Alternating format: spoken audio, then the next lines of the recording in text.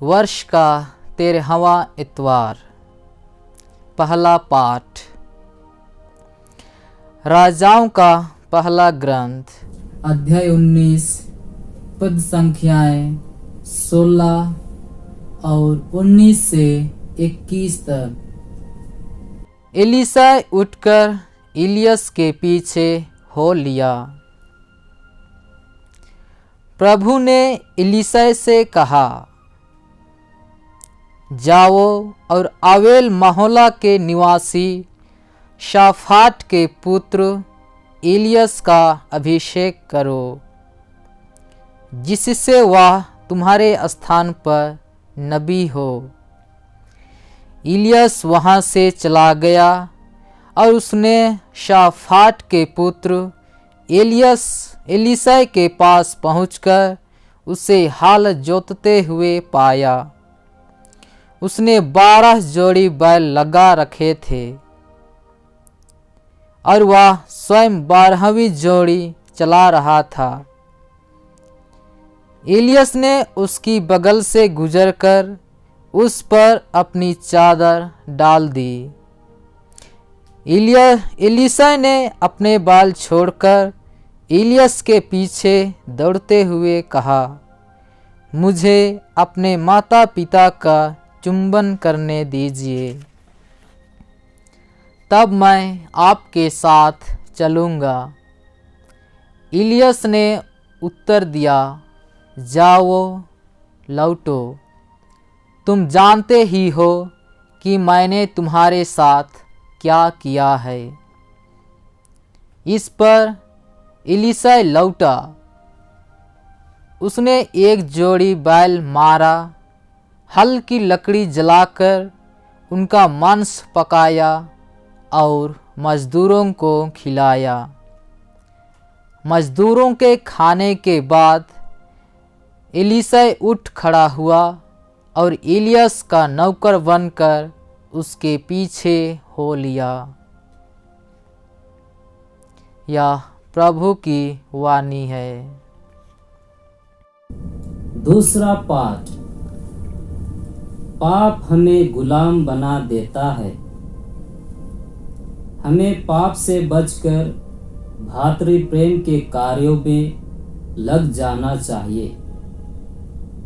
तभी हम आत्मा की प्रेरणा के अनुसार चलेंगे और सच्ची स्वतंत्रता का चुनाव करेंगे। गलातियों के नाम संत पौलुस का पत्र अध्याय 5 पद संख्याएं 1 और 13 से 18 तक। पाठ का मूल वाक्य है, आप लोग स्वतंत्र होने के लिए बुलाए गए हैं।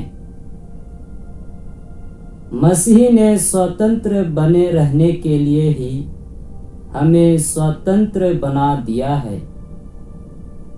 इसलिए आप लोग दृढ़ रहें और फिर दास्ता के जुए में ना जुट जाए।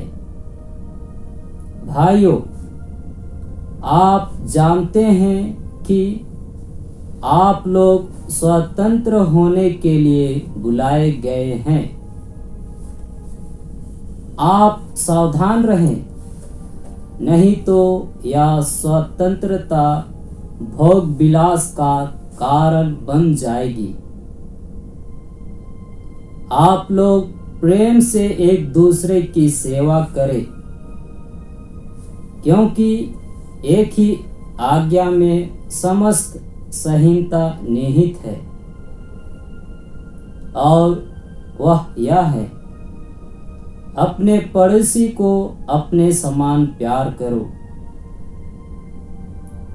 यदि आप लोग एक दूसरे को काटने और फाड़ डालने की चेष्टा करेंगे तो सावधान रहो, कहीं ऐसा ना हो कि आप एक दूसरे का सर्वनाश कर दे। मैं यह कहना चाहता हूँ, आप लोग आत्मा की प्रेरणा के अनुसार चलेंगे तो शरीर की वासनाओं को पूरा नहीं करेंगे। शरीर तो आत्मा के विरुद्ध इच्छा करता है और आत्मा शरीर के विरुद्ध।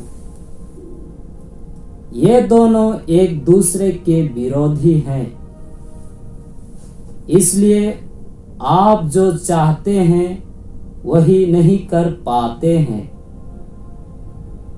यदि आप आत्मा की प्रेरणा के अनुसार चलते हैं तो संहीनता के अधीन नहीं हैं। यह प्रभु की वाणी है।